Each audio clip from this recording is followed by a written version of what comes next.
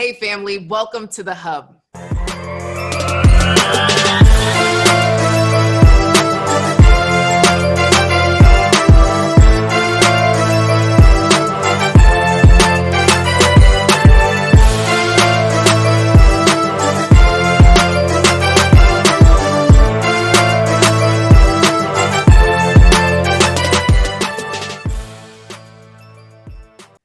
What's up, fam? Today, I am so excited by my two guests. I have an amazing married couple. I have Donna Bellinger, who's a business development, sales consultant, and author, and her awesome husband, who is an award-winning science fiction author. What's up? Hey, guys. Hey, Coach Cass. I am so happy to have the both of you here today, and I specifically sought you out because I know that you guys got married later in life, and I find that so many people after the age of 40, 50 give up on love, and so this episode is really about keep hope alive. Yes. Yes, indeed. But before we even get to that point, I want to know a little bit of your personal journeys. Let's get nosy. Let's spill the tea. So, who wants to go first, Steve or Donna? Oh, ladies first. Okay. Oh, and see, I was getting ready to give it to you because I think that it's funny that you noticed me before I noticed you. Ooh. So why don't you tell them about that? Oh, snap. Well, we worked at a computer training company. I was one of the trainers, and she was in the sales department. And I used to see her walking up and down the hallways with her nose in the air, and wouldn't give me the time of day. And it was like years later when she had a party, one of the other trainers who turned out to be a good friend of hers suggested that she invite me to the party. And her response was, Steve who? Oh, snap. So, so went to the party and sort of got to know each other, and things went on from there. Yeah, Okay. got to know each other. Okay, so what actually happened at that, Donna's side of it, is that I had just sworn off men coming out of this really, really ridiculous, crazy relationship. And I had one of those prayer nights. Okay. Where I was just like, God, I can't do this. I can't do this. I just, my godfather had said, you could be in a football stadium with 10,000 righteous men, and you will find the guy under the bleachers stuck to the bubblegum wrapper. I know there are a lot of and people then bring it home and act like you found a treasure. So it's shiny. So I had just said, okay, God, I can't do this anymore. If I can't find happiness in this life, then maybe in the next. It's according to your will. Mm-hmm. But if you listening, I would really like to have a guy who is intelligent but not a know-it-all, attractive but doesn't think he's prettier than me, and religious but not a zealot. This is if you're listening. And I met Steve within 30 days. Wow. I met Steve within 30 days. And so, how old were you at this point, Donna? It was for my 45th birthday. It was my 45th birthday. So he who doesn't dance and he who doesn't party came to my party. And he managed on a slow drag. You know how guys are that don't dance. So he grabbed a slow drag and he drugged me on the floor for a slow drag. Drug? Yeah. Okay. I'm telling it this time. So anyway, you'll agree with this part. He got a little bit friendly. And he leaned over and he kissed me, and we still joke about it right here because that's evidently the spot. On your neck, girl. Right in this spot, right here. Ooh. And my knees buckled. And you cannot blame it on the goose. It was just him. He can still do that to me. Aww. And after 45 years, nobody else had ever found that. So you're like, wait a second. That's different. So next he said, well, I'm a computer programmer and I do websites and I know you do sales. So could we have dinner and discuss how you could help me sell my websites better? You better have a business proposition, Steve. So what were you thinking when you said that? Were you really thinking about websites and sales? I suppose so, yeah. I mean, you're going way back. Of course, a little bit of both, okay, in all honesty. I wanted to sell my websites, but I wanted to get to know this lady a little better if it was possible. Okay. And We spent that whole date talking about our kids. yeah, We spent the whole time talking about kids. That was the entire conversation. And for me, it was so refreshing because I had broken up with a guy who said, you can't go 30 minutes without talking about your kids. and see, neither could I, so. Oh. So there's a message there for the one that's right for you. You could just be yourself. Yeah. Because remember, I wasn't looking. No. But I kind of knew what was on his mind, but I wasn't looking. You knew it was on my mind. I knew it was on your mind because he made it a point to say to me that he was considering getting married again. He liked being married. He had just married the wrong person. And my little angels over here said, don't let this hit the ground. Literally, that's what you don't heard. let that hit the ground. I was like, okay, all right. So I got my hands up.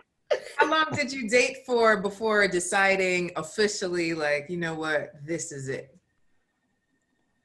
That's Steve? a good question. How long did we date? He's like, I don't remember. It was a long time. 5 years? Well, it was 5 years before we actually got married. Yeah. Because you had legalities to take care of. Right. Yeah. But it probably was about 3 years before we made it official. But when everything was finalized, this man took me to the front of our church and got down on one knee in front of the congregation. Because he didn't believe me. I had to make it, I had to formalize it. You know, some things just ain't supposed to take forever.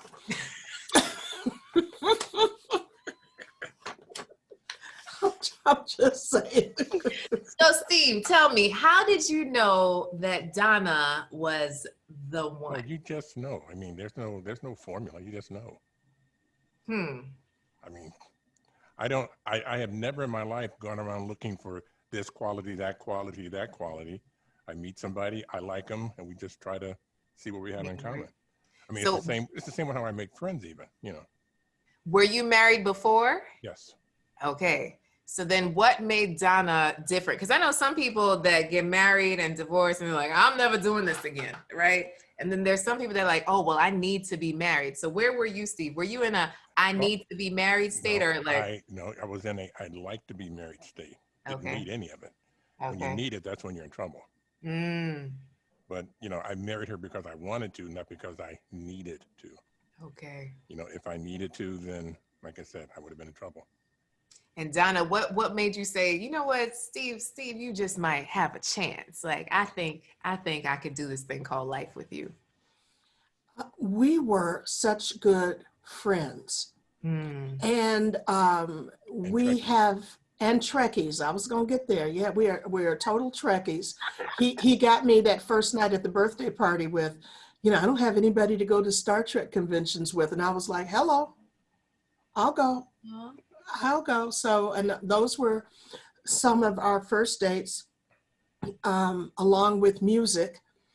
He's classical, I'm jazz. And in order to make the stars align, the city of Chicago came up with something at our Chicago Symphony Orchestra called Classical Tapestries, where they brought classical and jazz together for a series. So that was our first series of dates, and they were absolutely perfect. And he's easy. He's not intimidated by an alpha woman, because I really can be. And I just admit it. Your husband knows me, so I really can be. And he loves kids. He dislikes confrontation. We've never had a serious argument because we discovered early on that either of us could say, well, let's just agree to disagree. there is nothing about our relationship where either of us feels empowered by making the other person feel wrong. What's the point? Yeah. You know, exactly. So that's one of the very important things in our relationship. And so now we've been married almost 14 years. Wow. Yes, that's how old I am. And but you didn't say how old you were when you got married. Let's do math. How old were you guys when you got married? I was 51. Wow. I just turned 65. And yeah, there's a story behind that, but it's not fit for your audience. But my grandkids were like, "Can you believe that our grandma's just getting married and she's 50 years old?" And I was like, "Tell that little short person that I'm 51 and everybody knows it." Hey. So it was hilarious.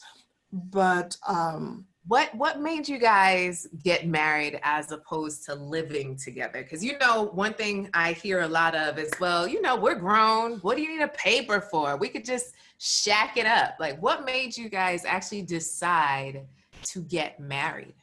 I'm just old-fashioned, that's all. He's old-fashioned, and I wanted the commitment. One person that I wanted to marry wouldn't marry me because I wanted to get married in the church. And I was like, "Oh yeah, because you'll lie to a judge." But not to Jesus. I'm just saying. So what Steve and I did was about 10 days before we got married, we both rededicated ourselves. So we had a full immersion baptism. And I said, I just want to leave all of the past in the past. So we did that first. And also it was, you know, just to set an example. You know, it's a different type of commitment. Yeah. When you do it in the church, if you're a believer, it's just a different type of a commitment. Now, the thing that we had to compromise on was he waited until after I bought my wedding dress and all this other stuff. My dress has been hanging up for over a year. And then he goes, "Can't we have a Star Trek wedding? I'm going to wear my Starfleet uniform." I'm like, "Oh, no, you can't do that because then I want to wear mine and I already bought this dress and it wasn't cheap." So tux. Tux. But we have pictures of ourselves in our Starfleet uniforms. Oh, yeah. And we have our little com badges, and everybody knows that we are definite Trekkies, and that's what binds you together. It's not the only thing. Yeah, one of the things. It's just one of the things. Right, many things. Many things. But so I know both of you have a past. So how did you decide to look past your partner's past, if that makes sense? We didn't get really deep into it. Well, no, things would come out. Yeah, the past is the past. I mean, it's the present you focus on. Yeah, because with everything that we had been through, and again, you know, he was grown when I got him.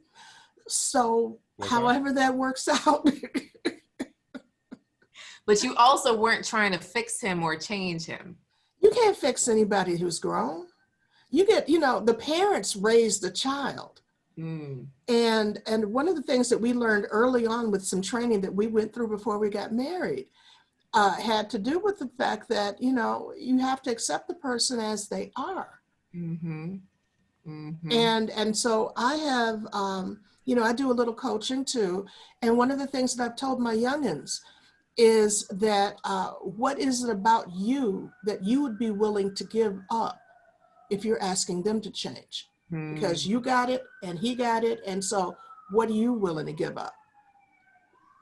Dun, dun, dun. Oh man, you guys are dropping nuggets. Okay, so married over 50, happily loving each other. So how do you really get through like the tough times? Because these are the times where, you know, all the crazy things can happen in terms of life, health, finances. Like, have you set a middle ground of how you dispute? Like, how do you guys handle disagreements? You know, everyone is looking for a formula. And again, there is no formula. I mean, we agree to disagree. We get along, you know, she has her space, I have mine when we're working and doing our own thing. And then we always make time to be together. We never go to bed angry, you know, and I mean, I think people work too hard at it sometimes, and they worry too much about it. I mean, be yourself, marry someone who will be themselves, and just don't let that be an issue. I think people are so worried about, well, I want this and she should have that. Just go with the flow a little bit. I love that. I think marriage should be fun. It shouldn't be a job. Marriage should be fun. Yeah. Oh, I love this. What about you, Donna? You have anything to add? No, I agree. Yes, darling. I am the obedient wife. Yes. Right. I wrote. No, but we're, like I said, we were friends first. Right. And I've told my peeps that, you know, like I said, there's nothing about the life that I have with Steve that I would sacrifice for the sake of being right or changing him. I already know what I had without him. Don't want that anymore. Love where I'm at right now. You know, is it perfect? Oh, we have had a lot of losses in our family, and we have had a lot of challenges in our family, but it's always the hand holding, the support. He likes to quote Rocky when he talks about our relationship, how Stallone said when he talked about his girlfriend that she had holes and he had holes, and together, you know, that's how we are. We complete each other. We don't compete, we complete. I don't compete, you complete. Oh, that's a tweetable. Come on, Donna. All right. So now I know you're both very driven people and you're both authors. So Donna, I know you wrote a book. So what was that like? Like coming up with the book, did Steve help you? Like, tell us a little bit more about it. Steve was like a midwife. He reached up in me and yanked it out. He just made me get it done. We figured out after a lot of trial and error that I am what I am. So I am a speaker. I am not a writer. And when I tried to write, it did not sound authentic. So what I did was I used a speech recognition software, and I spoke the book, and then my husband edited it, and then another friend of ours edited it. And this is for all of your people who want to write a book. The book was published. It was recognized by a lot of different publications, including Essence Magazine. And after it had been out for 3 years, we realized there was a typo on the cover. Oh, on the cover. A subtle one, but yes. Oh my goodness. There was a typo on the cover, but they were looking between the covers. But you know, it's like marriage. You know, better done than perfect. You know, and we got it out. Now, Yeah. Steve is the consummate writer. He's been writing for decades, and he's written for church, and he's done radio dramas. And so this was just a natural progression for him. But when he came out with the Chronicle and he gave me that to take a look at, I cried. Oh. I said, the highest praise I can give you is I would pay for that. And even in my coaching, I tell people, no, if the testimonial doesn't result in I would pay for that, then it's not a good testimonial. No, actually, the highest praise you gave me is that Oh, you would divorce Lord. me if I didn't submit it. I said if he didn't submit it, it was grounds for divorce because I was working for no good reason. That's it. Oh, snap. Oh, snap. So I'm guessing you submitted it then, Steve. Oh, yeah. Well, it's been out for a little while. Yeah, it's been out for about 5 years, the Chronicle. Beautiful. Beautiful. And what made you start writing? Like what got it in you, Steve, to start writing? When I was a 10-year-old kid, my mom used to work for a printing company, and she'd bring books and things home. And the first Isaac Asimov novel she brought home, I, Robot, I read that. I was 10, 12 years old, fell in love with science fiction. And I've always sort of wanted to write and create. So I've been writing stuff all my life. It's only later in life that I got anything officially published. Wow. So it's just... And now they've been coming out like Tic Tacs now. He's got his 4th book, just signed a contract. So they're just coming out like Tic Tacs for him right now. But for those youngins who didn't quite catch that, when he was 10, he read I, Robot. Will Smith did not write that. He did not discover it. decades before. And the movie is nothing like the actual book. I mean, the Okay. movie's okay, but it's not what the book was about. And are these on audiobook? Like, can Maybe. not everybody reads, Yeah, so mine is different. available paperback, ebook, and audiobook. Oh my gosh. Wow. Yeah. So what other projects have you guys worked on together as a couple? Everything we do as a team. So I get invited to speak and present at a number of events, and anytime I get a table, he's on one end and I'm on the other. And it's the joke is it's hashtag Team Bellinger. So we have done speaking engagements because the Chronicar has a historical component to it. It deals with the bloody riots in Chicago back in the 1919. 1919. The Red Summer Riot. And so his book is actually in the archives of his alma mater, Illinois Institute of Technology, because it takes place on that property. And so I leverage that whenever I can. And then whenever he's doing a book show or something, he always has my book on the table, whether it's appropriate or not. Absolutely. It's still there because it's a team. It's a team effort. So it could be a sci-fi thing, but my book is still sitting off on the corner, and wife is still sitting over there in the corner. And when I'm doing my thing, he's taking pictures of me and vice versa. And I invite him to my peeps and introduce him to my peeps and vice versa. So like I said, it's still a collaboration. We complete each other. We don't compete with each other. So now with all this work, what do you guys do for fun? Well, we travel when we can. Yeah, I'm ready to dust off the passport.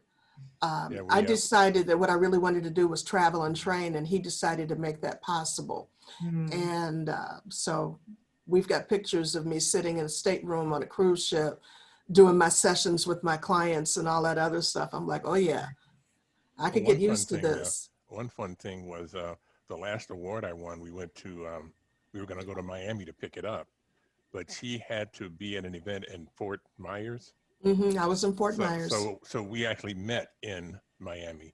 I walked into the hotel and she's sitting there at the table in the restaurant. That was the coolest thing. And she was there when I walked up to pick up my award. Yeah, I have a man who's not afraid to cry. That's beautiful. And it's absolutely wonderful. He embraces every single moment of life. And sometimes I can get caught up in deliverables, and he will definitely pull me back into just enjoying life and living life. And I'm so grateful to him for that. Yeah, life is short. Enjoy it when you can. This has been great, guys. Like you two, I really hope that those who are listening understand that this is just an example of what can happen for them too, being able to be open to receiving the love. Oh, you guys. Oh, is there anything else you would like to share with those listening in? Sweetheart, anything you want to say? You're good? No, I'm good. I'm really, really good. Just, peek over his shoulder, look at those little covers, look at that gold medal. This is what I would love to say. With Steve and with his books and that gold medal that's over there behind him, that gold medal, tell him the story. Who else has been in that competition? Other people who have won similar awards through this organization was Jonathan Frakes from Star Trek Next Generation, and Jim Carrey has also won an award through this organization, but I believe they only got silver medals. I got the gold. Ooh-wee. You better pump your man up, girl.